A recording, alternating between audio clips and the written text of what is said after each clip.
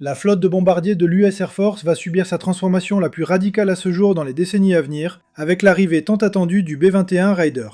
Visant à remplacer les bombardiers B-2 Spirit et B-1B Lancer actuellement en service, le tout nouveau modèle s'inspire clairement du B-2 et intègre sa légendaire philosophie de furtivité avec de nouvelles technologies. Cela aboutira à un contrat de 100 unités, suffisant pour renouveler toute la flotte de bombardiers.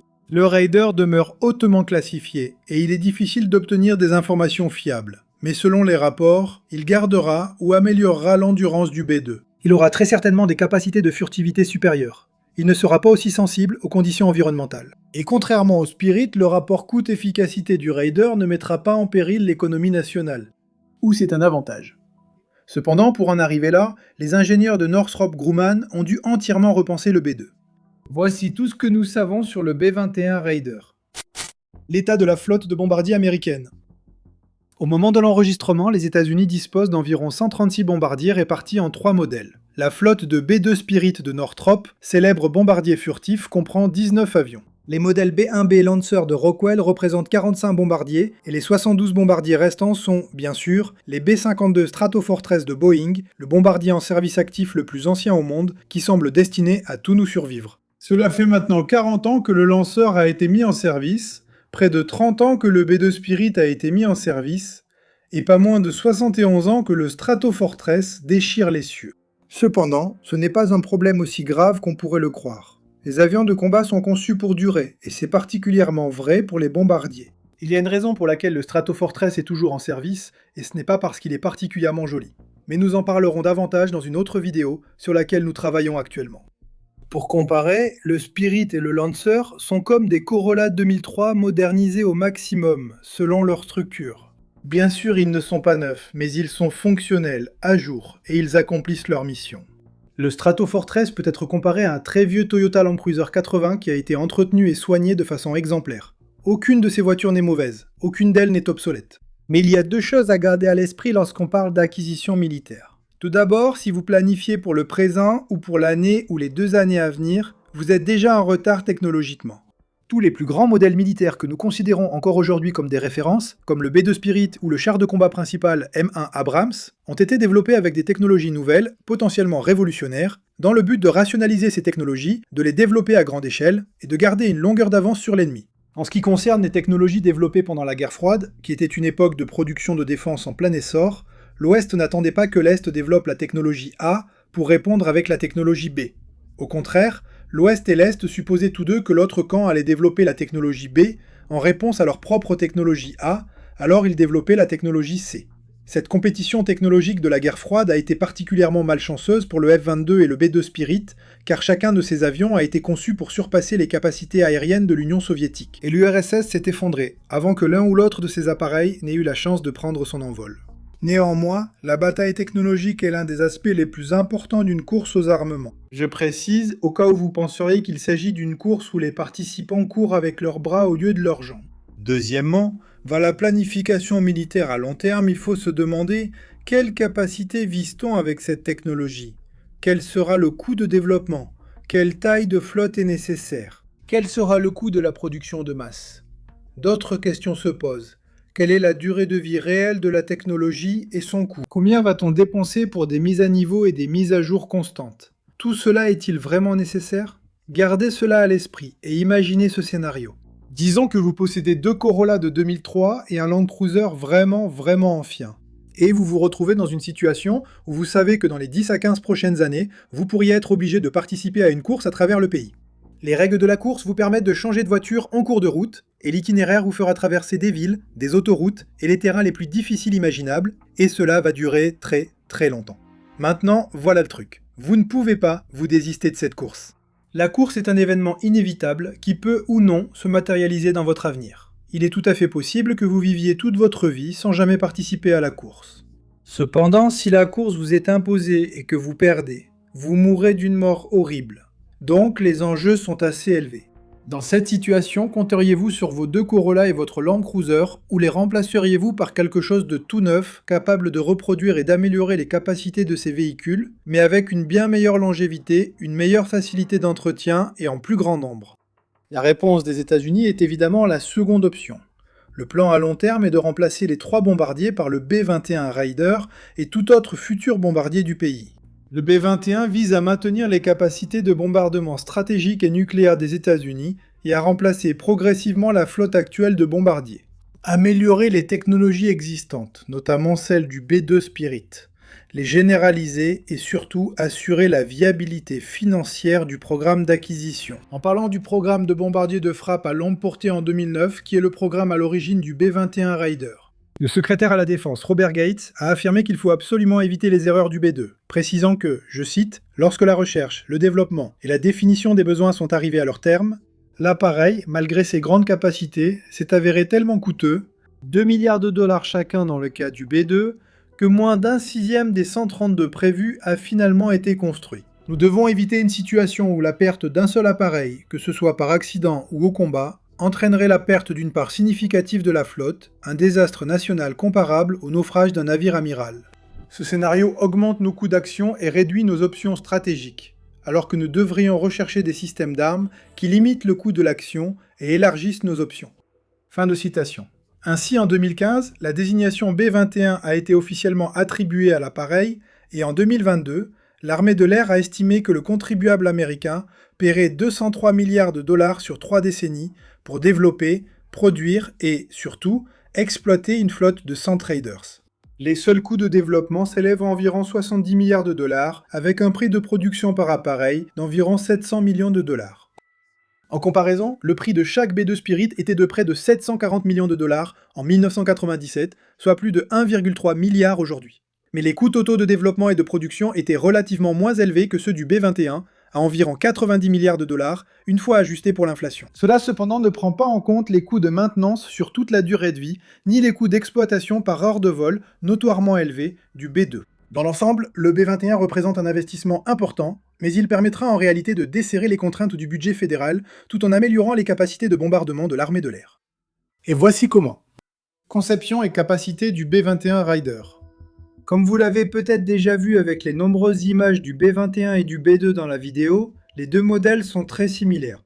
Les deux sont des appareils à ailes volantes, ce qui signifie qu'il n'y a pas de fuselage ni d'empennage. Et elles utilisent toutes les deux la configuration en aile lambda, qui est une conception axée sur la furtivité et qui minimise la surface équivalente radar de l'appareil. La furtivité est la principale caractéristique de cet appareil. Nous en parlerons en détail plus tard dans la vidéo. Le Raider est cependant nettement plus petit que le B-2, avec une longueur de 16 mètres, soit 54 pieds, et une envergure d'environ 45,5 mètres, soit 150 pieds. Les dimensions exactes ne sont pas publiques, ces données peuvent donc être approximatives à quelques pieds près. Le B-2 a une envergure de 52,4 mètres, soit 172 pieds, et une longueur de 21 mètres, soit 69 pieds. Comme c'est un avion plus grand, il est évidemment plus facile à détecter. En plus d'être plus petit, il est aussi beaucoup plus léger que le B-2 qui pèse 158 000 livres, soit un peu moins de 72 tonnes métriques. Le B-21 est estimé à seulement 32 tonnes, soit 70 000 livres.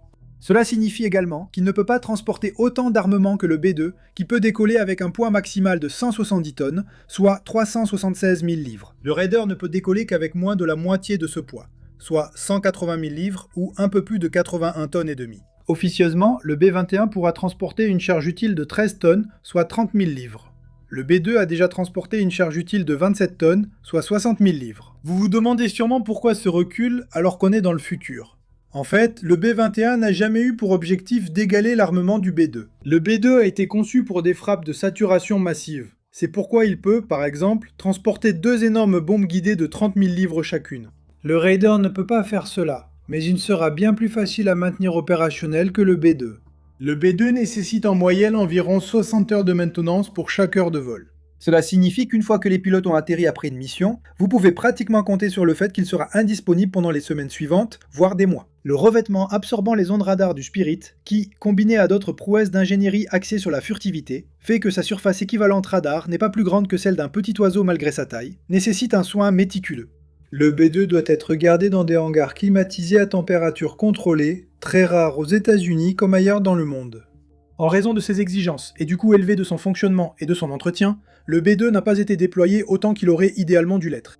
C'est pourquoi le B-2 a dû faire l'aller-retour entre le Missouri et l'Afghanistan pour une mission de bombardement au début de la guerre en Afghanistan. Des bases aériennes plus proches ne pouvaient tout simplement pas garantir la sécurité et l'intégrité du Spirit. D'ailleurs, il s'agit de l'une des plus longues missions de bombardement jamais réalisées. On en apprend tous les jours. Le B-21, comme le lanceur et le Stratofortress, peut opérer depuis presque toutes les bases étrangères. Les détails ne sont pas exactement connus, mais selon le magazine Military Watch, les capacités furtives du B-21 ne dépendent pas autant de l'environnement que celles du B-2, et l'appareil est tout simplement moins sensible. Il n'est pas utile d'avoir un bombardier transportant énormément d'armes si on peut en lancer une douzaine dans une attaque coordonnée. Seulement 21 bombardiers B-2 ont jamais été construits, dont l'un s'est tristement écrasé en 2008 et un autre prend sa retraite. Ce qui fait que les États-Unis en exploitent 19 au moment de cet enregistrement. Leurs coûts d'exploitation, de maintenance et les contraintes de stockage ont toujours empêché d'en lancer une douzaine sur la même cible. Heureusement, cela n'a jamais été nécessaire. Mais même si ça l'avait été, il est difficile d'imaginer que cela se produise. Avec le Raider, c'est exactement l'inverse. Il transporte une charge utile plus petite, mais on en construira au moins une centaine, peut-être le double. Ils coûteront moins cher, seront toujours disponibles et offriront une meilleure furtivité, permettant de les déployer simultanément. Selon les dernières données, le B-21 Raider aura aussi une meilleure autonomie que le B-2. Le B-2 a une autonomie d'environ 6900 miles, soit 11 000 km, tandis que celle du B-21 est supposée être d'au moins 6500 miles, soit environ 12 000 km. Le terme supposé est crucial, car il s'agit d'un projet très secret, et envoyer un espion au département de la Défense dépasse notre budget chez Megaproject. Nous ne voulons pas finir en prison pour toujours. L'autonomie est moins cruciale que la facilité de maintenance et d'opérabilité. Puisque le B-2 et le B-21 peuvent être ravitaillés en vol, le B-2 est d'ailleurs célèbre pour ses missions longues. Il peut parcourir 12 000 miles, soit 19 000 km avec un seul ravitaillement, et en plus de l'exemple précédent Missouri, Afghanistan, Missouri, sachez qu'en 2017, une paire de B-2 a bombardé un camp d'entraînement de l'État islamique en Libye. Chaque bombardier a volé 33 heures, avec plusieurs ravitaillements nécessaires pour la mission. Rien n'indique que l'endurance du B-21 sera moindre. Elle sera sans doute meilleure grâce à son efficacité énergétique. Le B-2 est propulsé par 4 turboréacteurs General Electric F-119, pour un total de 308 kN de poussée, ce qui lui donne un rapport poussée-poids d'environ 0,442 à vide et d'environ 0,185 à la masse maximale au décollage. Le B-21, qui est, encore une fois, beaucoup plus léger, est propulsé par 2 turboréacteurs Pratt & Whitney PW9000 pour un total de 240 kN de poussée. Vous voyez probablement où je veux en venir avec ça. Le B-21 dispose d'un groupe motopropulseur comparativement plus efficace. Son rapport poussée-poids à vide est d'environ 0,77 et d'environ 0,3 à la masse maximale au décollage.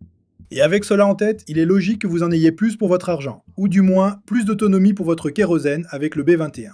Une autre caractéristique majeure du B-21 est bien sûr sa furtivité. Le B-2 a eu de la chance dans un sens, car lorsqu'il est entré en service, la furtivité n'était pas une priorité. Bien que la conception des avions visait à réduire leur signature, le B-2 fut le premier bombardier à privilégier la furtivité. L'environnement dans lequel se trouve le B-21 est bien plus compétitif, car la Chine et la Russie ont depuis développé leur propre technologie furtive. La Chine est actuellement dans la phase finale de développement du H-20, un bombardier furtif sans pilote, capable de vols intercontinentaux, une capacité que la Chine ne possédait pas auparavant, puisque leur seul bombardier stratégique à ce jour est le H-6.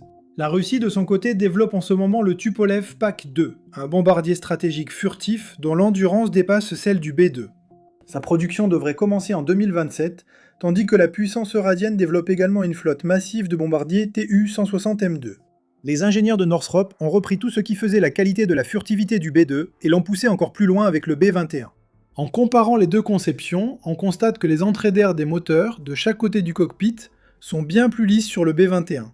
En matière de furtivité, plus le corps d'un avion est profilé, moins il a de chances d'être détecté. Et en intégrant davantage les moteurs et leurs entrées d'air dans la structure, le B-21 réduit considérablement sa surface équivalente radar. Le bord de fuite du B-21, c'est-à-dire le bord arrière de l'appareil pour ceux qui ne le sauraient pas, a également été simplifié en supprimant les dentelures excessives, tout cela afin de minimiser les risques de détection par radar. Une autre avancée concerne le type de matériaux absorbant les ondes radar utilisées. Le B-2 est principalement fabriqué à partir d'un composite de carbone et de graphite, qui absorbe beaucoup d'énergie radar tout en restant très solide mais très léger. Un revêtement absorbant les ondes radar était aussi régulièrement appliqué sur le B-2 pour le dissimuler. Cela nécessitait cependant des conditions de stockage extrêmement spécifiques dont nous avons parlé plus tôt. Les matériaux absorbant les ondes radar du B-21 devaient être plus faciles à entretenir et plus performants que ceux du B-2. Parmi toutes les informations classifiées concernant le B-21 Raider, c'est la partie la plus secrète. Cependant, il est raisonnable de supposer que la conception est une combinaison des technologies furtives du B-2 simplement améliorées et mises à jour au fil du temps, ainsi que des technologies furtives du F-35.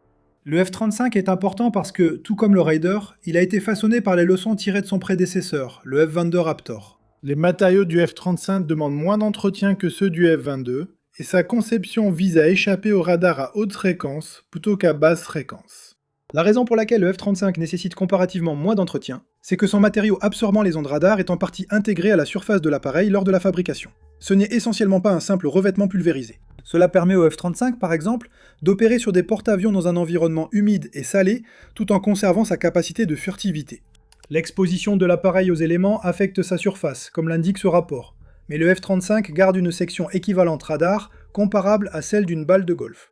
La surface du B-21 présente des propriétés similaires, ce qui était impossible avec le B-2, faute de technologie à l'époque. Sa cellule utilise surtout des composites polymères en fibre de carbone avancés, avec des matériaux absorbant les ondes radar, mélangés aux résines et intégrés directement au revêtement de l'appareil. Ce que l'on appelle le matériau absorbant les ondes radar intégrées est beaucoup moins vulnérable aux facteurs environnementaux, ce qui signifie que le B-21 peut être stationné à l'extérieur sous la pluie, sans craindre que ses capacités ne se dégradent. La zone autour de la sortie du moteur utilise d'autres matériaux pour réduire la signature thermique au maximum. Il est probable qu'un composite céramique ait été utilisé ici, car cette section est exposée à 1800 degrés Fahrenheit, près de 1000 degrés Celsius, et les céramiques résistent très bien à la chaleur. Lorsqu'une onde radar frappe l'appareil, sa structure piège d'énergie et la convertit en chaleur inoffensive, qui se dissipe ensuite. Cela se produit au niveau moléculaire. La coque du B-21, une combinaison de carbone et de céramique, oscille et crée une friction interne chaque fois qu'elle est frappée par un faisceau radar, et c'est cette friction qui convertit le rayonnement électromagnétique en chaleur. Combiné à sa forme et à sa taille plus réduite, le B-21 sera plus furtif que le B-2, sans nécessiter de conditions de stockage très spécifiques, des conditions très coûteuses. La section équivalente radar du B-2 était extrêmement faible pour un avion de cette taille, à environ 0,1 m² ou 1,1 pied carré. La section équivalente radar du B-21 est estimée encore plus faible, à environ 0,01 m², soit 1/10 de pied carré. Ce fait, qui semble presque inventé quand on l'entend pour la première fois, vous dit tout ce que vous devez savoir sur la façon dont le B-21 a amélioré les technologies furtives existantes. Le B-21 dispose aussi d'une architecture ouverte, facilitant les mises à jour logicielles rapides pour les armes, capteurs et autres systèmes. Les systèmes du B-2 exigent des équipes spécialisées et de longs arrêts pour chaque mise à niveau, tandis que ceux du B-21 sont conçus pour les réduire. On pourrait également dire que la façon dont le B-2 a été construit rendait chaque mise à niveau ultérieure disproportionnellement coûteuse, ce qui n'est pas le cas avec le B-2-1. Cela signifie qu'avec le temps, il sera beaucoup plus facile de l'équiper de nouveaux capteurs et armements, offrant ainsi au B-2 un plus de possibilités d'amélioration. La plateforme ne vieillira pas aussi rapidement que le B-2, et elle ne deviendra pas non plus trop coûteuse pour ce qu'elle offre. 2 milliards de dollars par appareil. En ce qui concerne le profil de mission du Raider, il restera principalement, mais pas exclusivement, un avion bombardier. Il est impératif qu'il soit capable de lancer un missile de croisière nucléaire, et il sera chargé de transporter l'AGM-181, un missile nucléaire de croisière à longue portée, lancé à distance de sécurité, avec une portée de plus de 1500 miles, soit 2500 km, qui est actuellement en développement par Raytheon. Les deux autres options nucléaires sont la bombe planante nucléaire M61 mode 12 et la bombe anti-bunker nucléaire mode 13. Quant à ces options non nucléaires, le Raider sera armé de la variante à portée étendue et de la variante anti-navire de l'AGM-158, le missile air-sol à distance de sécurité AGM-158, ainsi que la famille de bombes JDAM. Cependant, le Raider est différent de tout autre avion similaire qui l'a précédé, car il tente de redéfinir le rôle d'un bombardier, avec ses fonctions de renseignement, de surveillance, de reconnaissance, ISR et de guerre électronique. Bien que ce ne soit certainement pas ses rôles principaux, les systèmes de détection et de guerre électronique du Raider sont tellement avancés qu'il a longtemps été question de n'avoir qu'un seul pilote à bord, l'autre personne étant non pas un pilote, mais un officier des systèmes d'armes. Le Raider passerait du bombardement à l'ISR, renseignement, surveillance, reconnaissance, à la guerre électronique, et pourrait aussi devenir un avion de commandement pour des appareils de combat collaboratifs. L'idée d'un seul pilote a été abandonnée, mais le B-21 pourrait toujours remplir un éventail plus large de missions, notamment comme avion ISR et de guerre électronique, en plus de son rôle de bombardier. En parlant du coéquipier autonome avec le Raider, le général Stephen L. Davis, chef du Global Strike Command, a indiqué que l'armée de l'air construit ces appareils pour les intégrer surtout aux F-47 et aux avions de chasse. C'est la première étape. Il est possible qu'à l'avenir, ils rejoignent cette famille de systèmes. Fin de citation. Même si l'architecture du Raider permettrait l'utilisation future de CCA, il a souligné que les plateformes sans pilote n'ont pas encore l'enveloppe de vol étendue du B-21. Il serait rapidement hors de portée, ce qui signifie qu'à l'heure actuelle, la seule façon d'utiliser les CCA avec le B-21 serait de les lancer depuis une base avancée. À ce sujet, il a aussi été évoqué que le B-21 Raider devienne un bombardier sans pilote ou piloté à distance. Le H-20 chinois, déjà évoqué, serait selon les rumeurs un bombardier furtif sans pilote. L'armée de l'air étudie aussi la possibilité de faire du Raider un appareil sans équipage. Lorsqu'on lui a posé la question, le général Davis a confirmé qu'il s'agissait d'une capacité future de l'appareil que l'armée de l'air étudie actuellement. Maintenant, avec tout cela en tête, il est clair que le B-21 Raider est l'axe principal à long terme du plan de modernisation des bombardiers de l'armée de l'air. Et qu'elle remplacera vite le Spirit et le Lancer par un nouvel appareil, fondé sur les mêmes principes, mais doté de technologies plus modernes et avancées. Maintenant, le but de cette vidéo n'est pas de commencer à creuser la tombe du B-2 sur Internet. Bien au contraire, le B-2 est l'un des plus grands avions jamais conçus. Même s'il était assez coûteux, il a révolutionné la conception des bombardiers et a fait de la furtivité une priorité absolue dans ce domaine. Il a ouvert la voie pour que le B-21 puisse aller plus loin. Ou plutôt, il a volé pour que le B-21 puisse s'envoler. Métaphore un peu cliché, je l'admets. Ce serait insultant, sans parler de malhonnêteté, de qualifier le B-2 d'obsolète. Beaucoup de pays rêveraient d'un tel bombardier, car le Spirit surpasse encore de nombreux modèles modernes en capacité de bombardement. Cependant, le fait que le B-2 ait été un pionnier est précisément ce qui fait du B-21 une amélioration. On peut toujours considérer le programme B-2 comme un cas d'essai pour les bombardiers furtifs, une série de prototypes, tandis que le B-21 est le modèle standardisé et amélioré, dans lequel tous les défauts ont été corrigés et qui intègre toutes les leçons apprises au cours des 2, voire presque 3 dernières décennies. À un moment donné, quelqu'un s'est rendu compte que maximiser la charge utile ne sert pas à grand chose si le bombardier reste coincé dans le hangar en permanence. Qu'en posséder un n'est pas la même chose que de l'avoir opérationnel, et que l'avoir opérationnel n'est pas si utile que ça. Si les coûts de vol sont tellement monstrueusement élevés qu'ils feraient pleurer même Jeff Bezos, à condition qu'il lui reste encore assez d'humanité pour le faire, chut, c'est tout l'intérêt du B-21 Raider. Franchir cette étape suivante, perfectionner ce diamant brut et le déployer en masse. Et il ne s'arrêtera pas à remplacer seulement le B-2. Le Raider en comparaison avec le Lancer et le Stratofortress. Quand on prend en compte la capacité d'emport et l'autonomie du B-1B Lancer, on peut vraiment soutenir qu'il ne devrait pas être retiré de sitôt. Le Lancer peut transporter jusqu'à 75 000 livres, soit un peu plus de 34 tonnes d'armement interne, ce qui représente la plus grande charge d'armes internes de tous les avions actuellement en service dans l'USAF, surpassant même le B-2. Il peut atteindre Mach 1,25, ce qui est nettement plus rapide que le B-2 et le B-21 qui ne peuvent même pas atteindre Mach 1. Son rayon d'action, légèrement inférieur aux 6000 miles du B-2 et du B-21, reste excellent, avec plus de 5900 miles, soit 9400 km. Le lanceur n'est pas du tout furtif. Il a été conçu pour pénétrer à basse altitude si la guerre froide s'était aggravée, ce qui n'est jamais arrivé. Vous le saviez. La furtivité n'a jamais été une priorité pour le lanceur, et s'il devait être déployé dans la région Indo-Pacifique, où l'USAF envisage un futur déploiement du Raider, il ne pourrait jamais franchir les défenses aériennes multicouches de la Chine. Sa vitesse et sa capacité d'emport importent peu si le Lancer est abattu avant d'atteindre la cible. Le B-21 plus apte à survivre dans un environnement moderne est clairement une meilleure option. Incroyablement et assez ironiquement, le seul bombardier qui ne sera pas immédiatement retiré de la liste dès l'arrivée du B-21 est le plus ancien de tous, le Stratofortress. Le Stratofortress est le seul appareil qui restera dans la force de bombardement aux côtés du B-21 sur le long terme, selon les plans de l'armée de l'air. Les B-52 devront bien sûr subir un processus de modernisation pour rester adaptés aux menaces modernes auxquelles ils font face, mais ces bombardiers presque centenaires compléteront parfaitement les Raiders. Les Stratofortress sont actuellement en train de recevoir de nouveaux moteurs, ils ajoutent de nouveaux radars et modernisent leur équipement de navigation et de communication, ce qui entraînera une amélioration d'environ 30% de l'efficacité énergétique et éliminera tous les problèmes de fiabilité existants avec les moteurs actuels. L'objectif de l'armée de l'air est de faire voler ces appareils jusqu'aux années 2050, ce qui signifie que le Stratofortress conservera son titre de bombardier ayant servi le plus longtemps dans l'histoire, mais le B-52 jouera un rôle totalement différent de celui des Raiders.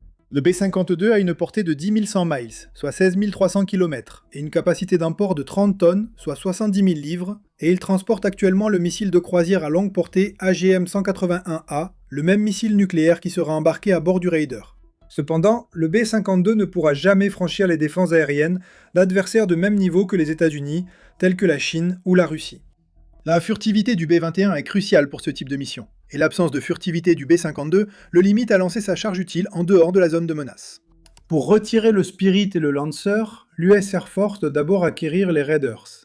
Il est admis que Northrop Grumman fabriquera 8 Raiders par an, et que la commande initiale de 100 appareils pourrait aisément doubler avec le temps. Tous ces Raiders n'intégreront pas forcément l'US Air Force, car l'Australie, très intéressée, pourrait en acquérir si les États-Unis l'autorisent, ce qui lui offrirait un bombardier dédié pour la première fois depuis le retrait du F-111 en 2010. Une flotte composée de 100 Raiders serait plus de 5 fois supérieure à la flotte de 19 B-2 qu'elle est censée remplacer. Si ce nombre atteint 145, ce qui est tout à fait possible selon Pete Hegseth, la flotte de Raiders deviendrait, avec le temps, 7 fois plus grande que la flotte de B-2. L'ampleur d'une telle flotte de bombardiers permet une marge de manœuvre en cas de perte au combat. Cela améliore la disponibilité opérationnelle, la maintenance par appareil étant plus simple, et permettrait à l'armée de l'air de déployer plus d'appareils simultanément, plus près du front qu'avec le B-2 Spirit. De plus, la modernisation des technologies furtives introduites avec le B-2 rend le Raider plus facile à entretenir et à maintenir en état de préparation. Bien que la capacité d'emport diminue, cela améliore la facilité d'emploi et réduit les coûts de vol et de maintenance, principal problème du B-2. L'architecture ouverte du Raider permettra des mises à jour et des modernisations sur le long terme, ce qui prolongera considérablement son utilité. Sa capacité à être sans pilote ou télécommandé le rend prometteur, surtout lorsque les missions de bombardement autonomes ou partiellement autonomes deviendront courantes dans les prochaines décennies. Le tout premier avion de 6e génération est désormais là, et bientôt il tournera la page du B-2 et ouvrira un tout nouveau chapitre en améliorant, de toutes les manières possibles, les technologies introduites par son prédécesseur. Merci de votre attention.